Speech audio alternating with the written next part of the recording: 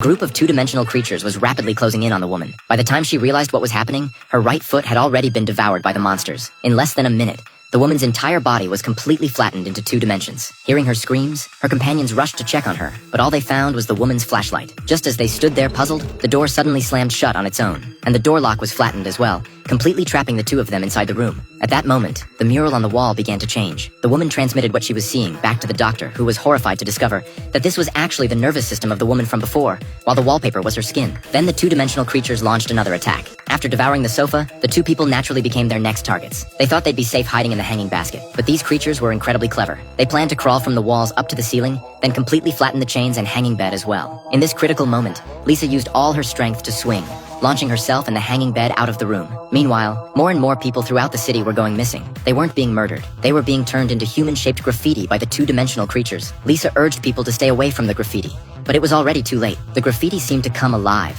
all of them beginning to move. They crawled down the walls to the ground and began attacking people in all directions. Lisa quickly led people to hide in a nearby warehouse. One person ran a bit too slowly and was unfortunately caught, transformed into a two-dimensional creature. Lisa and the others had no choice but to keep running. Exiting through the warehouse's back door, they fled to a tunnel. But what they didn't expect was that the two-dimensional creatures had gradually evolved into three-dimensional beings. Soon, another companion was captured. To escape the tunnel, they had to open the steel door in front of them, but the door handle had been flattened. The doctor handed Lisa a high-tech device that could restore the door handle back to 3 dimensions. This way, they successfully opened the steel door and escaped. To prevent the monsters from following them, after closing the door, Lisa flattened the door handle again. But by now, the monsters had completely become 3-dimensional creatures and possessed the abilities of 3-dimensional beings. They could restore flattened objects back to 3 dimensions. Soon, the steel door was opened by them, and Lisa and the others were once again in danger.